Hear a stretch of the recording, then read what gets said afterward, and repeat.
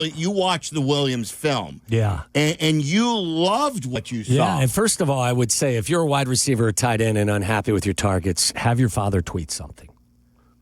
That's what Rome said. I think, I thought he handled it very well. I thought Rome handled it very well. Here it is. Number on the first play of the game.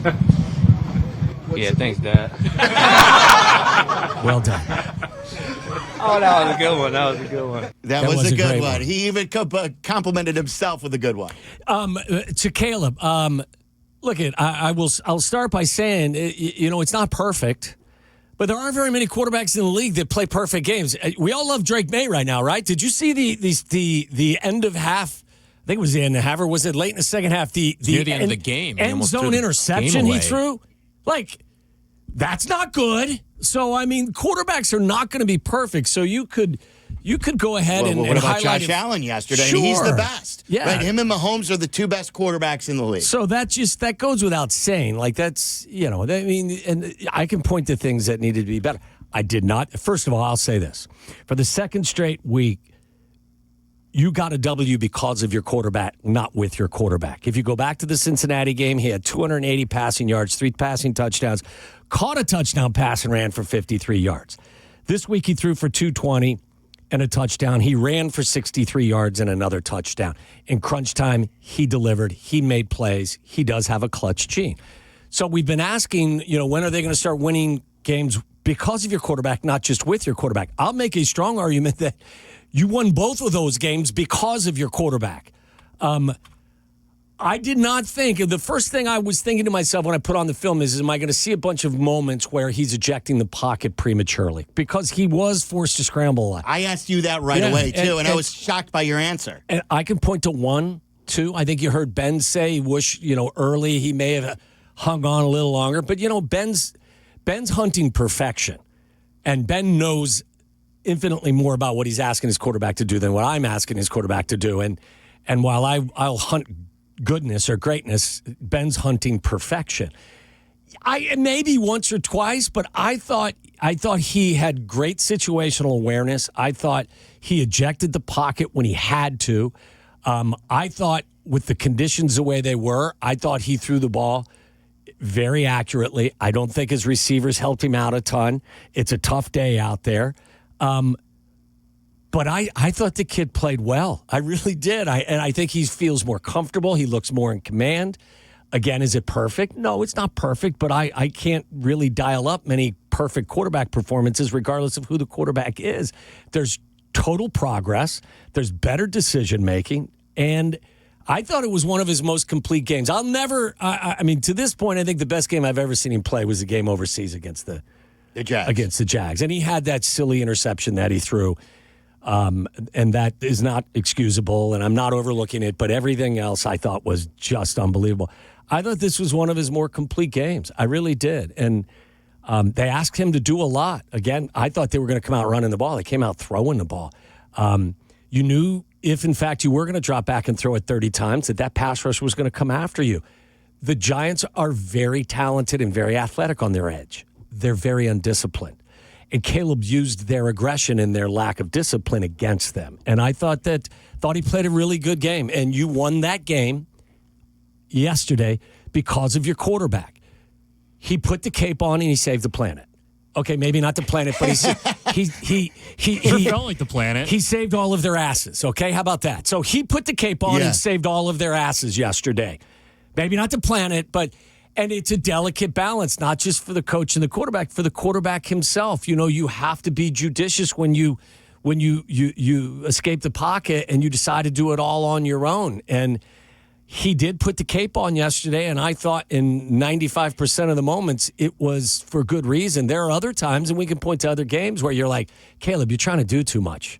Just step up in the pocket. Don't spin outside the pocket. I thought I saw a much more composed and good decision-making quarterback yesterday. I love to hear that because I wasn't sure what you were going to say. I thought you were going to say, there were maybe 5, and I'm 6 honest times. with you, too, when it happens. Yeah, of course. So, look, Caleb Williams has now played in, what is it? Is it 26 games, I believe, in his career? He played in every game last year, didn't he? Yes. And he played 9 games this year, so 26 games. He has 6 fourth quarter comebacks. And that doesn't count the ones where he brought them back, but they didn't win because of ineptitude that this team had. The one thing that we certainly know that we have, not only do we have an ascending quarterback, but we have a quarterback that doesn't wilt under the pressure, and he only gets better. Let's take some of these calls. We'll expand on that. 332-3776. Brandon in Fort Campbell, you're on ESPN 1000. What's up, Brandon? Good afternoon, gentlemen. And let me tell you, it was so good to get to meet you guys yesterday at the game. Yeah, I remember. So are you back already? I'm about 34 minutes from the fort, my man. All right, and Brandon it was a great day to meet Brandon, who is still active, and it was a great day to honor all our servicemen and women who should be honored 365. By the way, you realize the Marine Corps turns 250 years today. Wow. 250 years old, the Marine Corps does. Outstanding. Yep. Brandon, what do you want to say about the game? It was great to meet you, too, and anyone who wants to meet us in the future at home games, we're at the Dr. Pepper patio just inside Gate O. It's that easy, and we talk to everyone during breaks. Oh, yeah. It's an awesome experience. And, basically I just kind of want to dig on, we shouldn't be apologizing for any victory. I mean, everyone gets paid on both sides of the ball. These are all pros, and any team, any Sunday can beat anybody. So we're 6-3, and if anyone's got a problem, then come on down and come try it, buddy. Let's go. Come get some of this, right? Right, Brandon? Come get some of this. Good stuff with Brandon. Let's go to Caleb. Not the Caleb. Maybe it is. But a Caleb, or the Caleb of Iowa. You're on ESPN 1000. What's up, Caleb? Yeah, it's not Caleb Williams, guys. I listened to the radio yesterday, and I just wanted to say how good Tom Thayer and Jeff Joniak do, because I knew Caleb wasn't struggling, or I knew he wasn't part of the problem. Such an exciting game to listen to, and it's just refreshing to have that. And these next games coming up, I want to see us maybe not win 4 of the division games we got remaining, but at least 3. We beat Cleveland. We need to win some of these division games to start being serious. I'm going to hang up and listen. Yeah. Thanks, guys. We always look at it in groups of 4, like Lovey used to say, quarters of the season. It's not an exact quarter. It is 4 games in this, now we're entering the second half of the season. But I want to go over that with you coming up next, too, because I think these next 4 will decide if they're a playoff team or not. I think they're really hard. There are a couple 50-50 games and a couple really tough tests in the back end of the 4.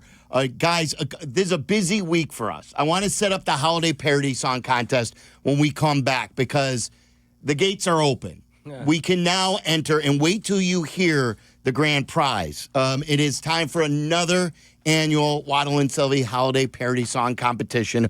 We'll get to that coming up. So that begins today. And then on Friday to cap the week, before we get to Minnesota, and I'm going to Minnesota with a family. Can't wait. Not capping that way. I saw what you did there.